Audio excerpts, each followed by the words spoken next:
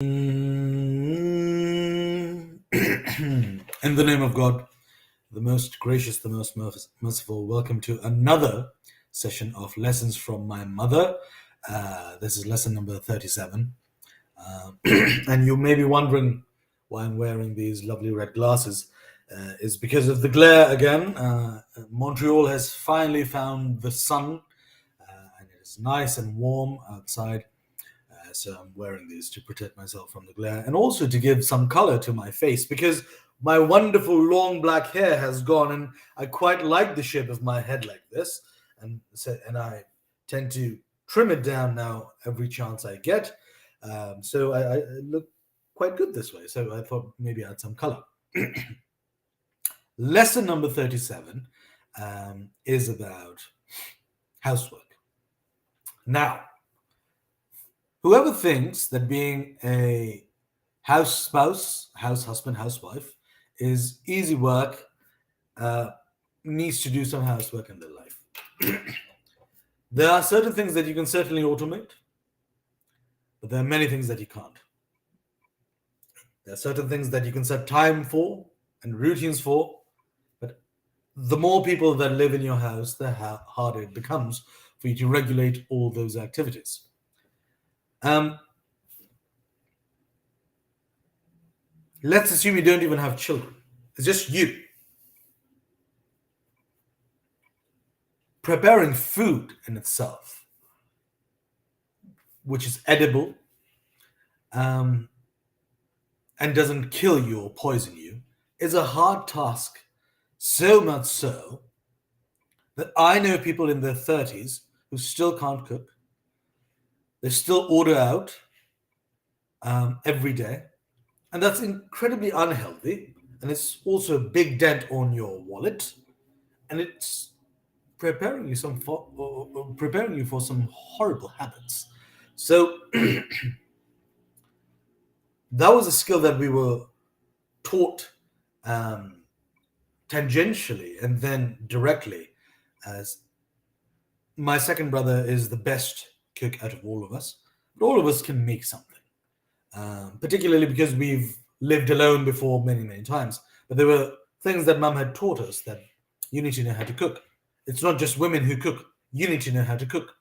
And I know countless families in South Asia, in Turkey, in different parts of the world where men don't know how to cook. And now, even worse, even more so, I'm coming across a lot of my female friends who take pride in the fact, saying, "Oh, I never learned how to cook." And I say to them, "Why are you happy about that?" "Well, because I'm challenging gender roles." And I say, "Great. I can challenge gender roles and say, well, I don't know how to change a car tire. I don't know how to drive. No, I don't know how to fix things." Is this something to be proud of? No. A human being has the absence of a skill. Why are you bringing gender into this? You need to cook so that if the time arrives, you can look after yourself. There's no gender here. What war are you fighting? This is not a war that you need to. Well, it's all about framing. Sorry, the Russia-Ukraine war could be said it's a war of ideology between the Russian Federation and the independent Ukrainian state, and it's a violation of agreements. Or it could be framed as an argument over resources. Or it could be framed as proxy war between Russia and China. Between America and China. Or it could be framed as historical lineage of war. There are many ways you can frame something. So if you can't cook and you frame it in the manner of rebellion against gender norms, I would say to you that's a horrible framing because it doesn't benefit you. If you want to frame something and it benefits you, go right ahead. But saying, well, I don't cook because women in the past used to cook and I'm rebelling against that. No, all you're doing is depriving yourself of a skill. I know how to cook. I'd say I'm reasonably good at it. My brothers know how to cook. I have female friends who cook incredibly well, and I learn so many things from them. But the friends of mine who can't cook, like there's a lovely friend of mine, he's also from Pakistan, and he orders out every day. And at least he's willing. He says, "Well, okay, come over, teach me something." Um, but he still hasn't found the time to do it, and he's at a disadvantage. So he's ordering out every day. I think that's a bad precedent to set for yourself, to let politics influence your livelihood. So I never advocate for that, and I think it comes from this very lesson of housework not having any gender. So doing the laundry, absolutely. Cleaning, absolutely. Whether it's dusting or whether it's making your bed or whether it's arranging your table or whether it's fluffing the curtains or vacuuming or mopping or doing the dishes. I do the dishes in my house so much. Now my younger brother does them and his wife does them. But when I used to live with my parents, I used to do the dishes so much. And I would enjoy doing the dishes because I love cleaning things. I really enjoy cleaning things. So I would do the dishes all the time. There's no gender here. But I remember this. Oh, this is interesting. Um, this is 13 years ago. Around this time, actually, because my brother was getting married. And I was at his wedding. And we were all singing and dancing. And there was a glass on a table. And the glass fell. And it broke. I mean, it shattered to pieces. But it was on a carpet, so it didn't shatter too far. So we could see all the pieces. Without thinking twice, I knew where the little brush was. And with the little tray, I went. I grabbed the tray and the brush, sat down and started cleaning. And one of my cousins came up to me. He was standing while I was kneeling on the ground. And said, Ali, why are you doing this? Let a girl do it. I said, what? What?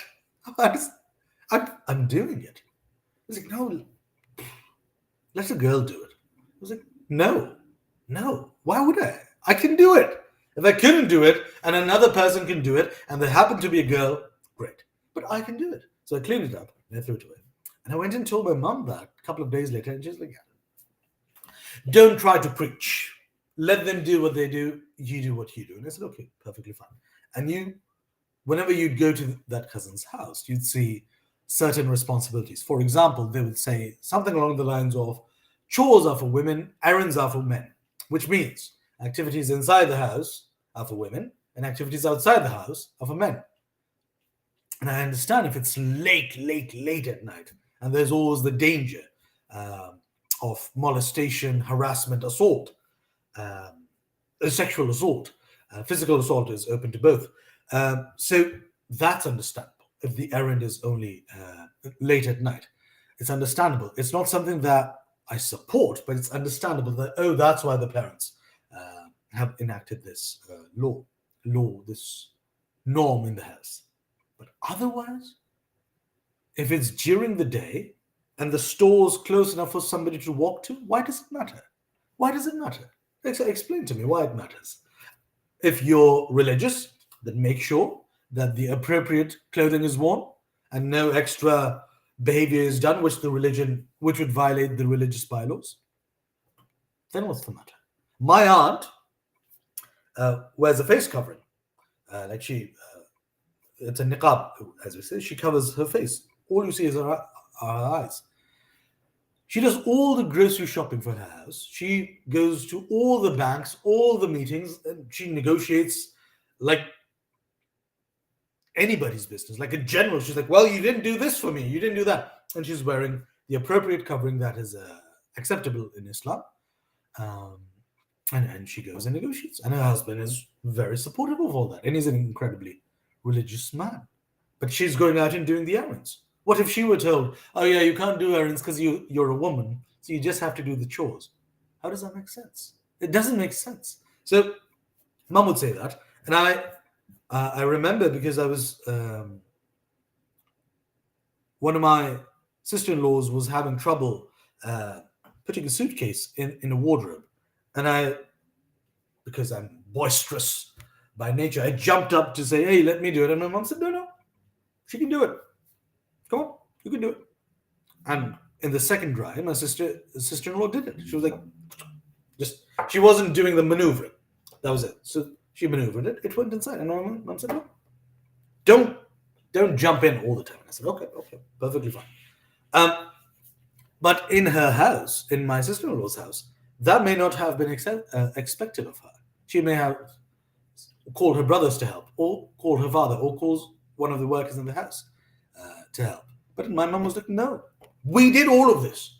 We when I was growing up, I didn't have the luxury of affording a lot of housekeepers, so we used to repair the walls, and we used to carry groceries, and we used to cook, and we used to clean, and we used to do all things requiring strength or dexterity. And why does it matter what my gender is?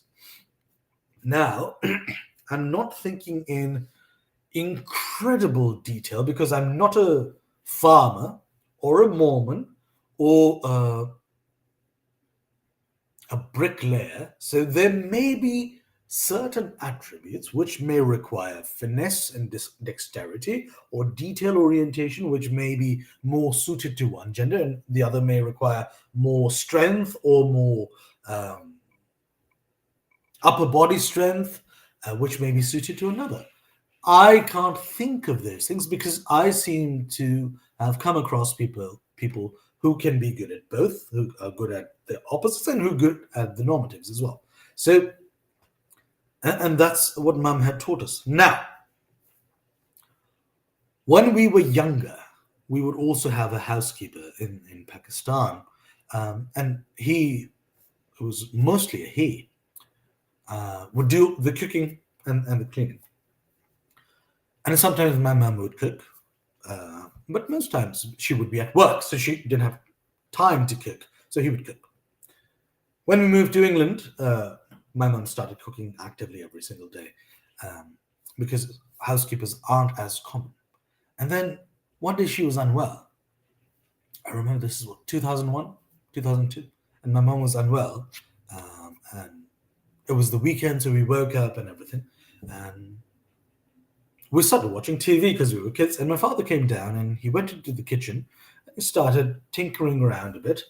Um, and I saw him from the door, and I was like, "What's Abu doing? What's he doing?" Within 5 minutes, 7 minutes, he had a wonderful omelette ready with well cut tomatoes, onions, green peppers, like cheese, like a proper huge omelette. He had some bread, which he had toasted. He had made tea, and all of this was done in 15 minutes. And I was like, I didn't know you could cook. I was like, of course I can cook. What? Why don't you cook? Well, I'm at work.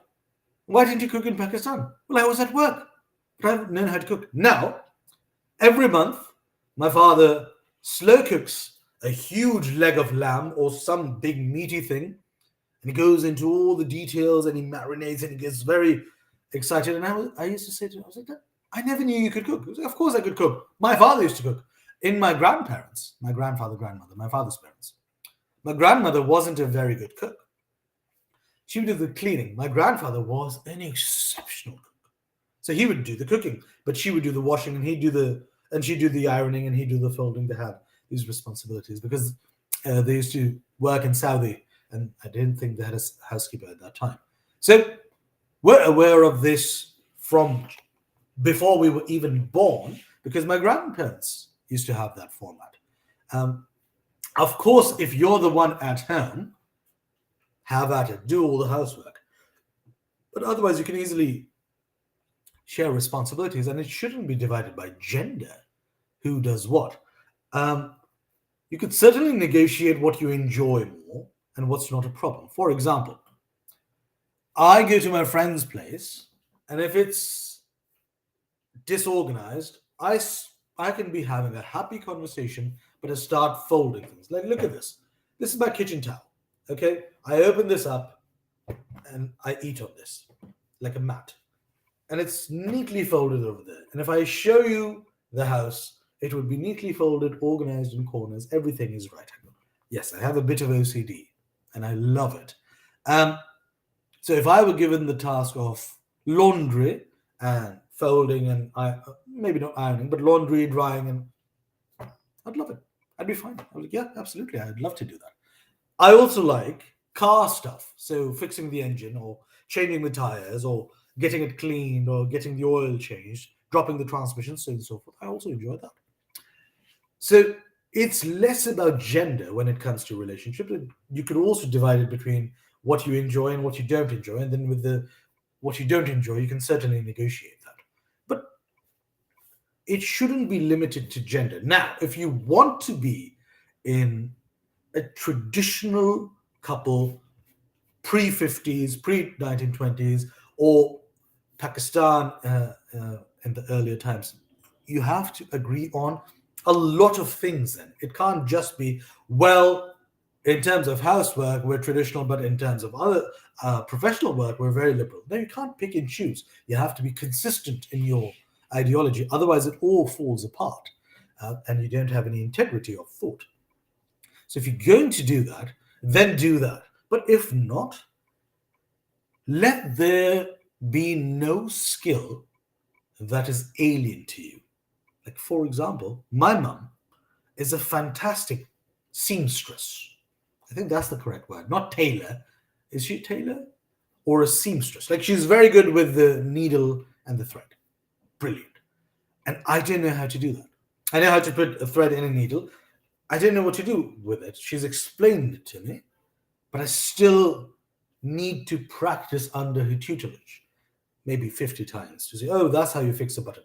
See, I'm left handed when it comes to sewing. So maybe I need to do that. And I keep telling her, Mom, I need to learn sewing from you because she has a machine and she always makes clothes and these kinds of things. And I've not for a minute did I think, oh no, but sewing is for women. I should go fix more cars or fix the shed or build a new cupboard. It's these hands. I can do anything with these hands. That's what every man and woman should be able to say. Whatever you throw at me, I can do it. So if a female friend of mine is asked to change the tire, go change it. Go. Don't say, oh, I'm weak, oh, I'm this. No. Let that never stand in your way. Why should it? Would you say that in the office? Oh, can you write those reports? No, I'm really weak. No. Then why do it at home? No, no, no. Try to do all the things. Learn how to use a drill machine. If you don't know how, start learning. Learn how to use a screwdriver or a hammer and an axe and a shovel. Learn how to use all those things and also learn how to cook, to sew, to clean, to wash. There's so many things one does around the house. And you need to learn how to do all of them because why not? And if you say, well, I'm a man or I'm a woman, I'm sorry. That doesn't convince me. It doesn't convince me when it comes to a skill set. Imagine if you go to somebody and said, you should learn how to code, like use Python or C++. I can't. I'm a woman. And, well, no, it's something you have to learn. Oh, well, I can't be a doctor. Why? I'm a man. But you can be. Well, no, I'm masculine, so I can't. No, none of that matters. It has no gender. Now, if you don't have the muscles for it, that's not a gendered thing. You can be an incredibly skinny man. I have cousins who are my height, but weigh 50 kilos less than me. 50? No, not 50. 35 kilos less than me. And I can lift them with one hand, but they're the same size as me, like height. I wouldn't expect them to be able to accomplish physical tasks like I can. I really wouldn't. So I contend and I argue and I support my mother's argument that it's not really about gender. It's more so about strength, dexterity, and the willingness to do it. Now, nobody enjoys doing most of the housework or any of the housework because it's tedious and it's housework. But I think as far as skills go, I don't think there should ever be a limit on your ability to acquire and implement skills, particularly gender. That should never be the concern. Well, no, I can't do that because I'm a certain gender or I don't have this between my legs. No, I don't think that should be the argument. So that's maybe, oh, I've go on slightly longer, but that was my mother's point with regards to housework, and we tend to maintain that even today, most of us. Now, thankfully, my some of my brothers live in certain countries where you can afford a housekeeper. Have at it. Enjoy yourself if you can afford it. Great. Nobody's working. You don't have to do it. But if tomorrow that person leaves or has to go somewhere, and you're just putting cheese on toast as lunch and dinner, that means you need to do better. And it can't be, oh, we're going to order out every day. No, no, no, no. You need to be able to pick up the slack at once and say, okay, we need to cook food. How about we make food for the next 2 days, and then we plan something, and then we do this, do that, do this. Something along those lines. So anyway, I'm going to stop here because I've been talking for over 20 minutes. Housework has no gender. Lesson number 37 from a wonderful, lovely mother. And I'm so glad she was with me in the previous few videos, and I'm so grateful for her. Have a wonderful week ahead. Have a wonderful month.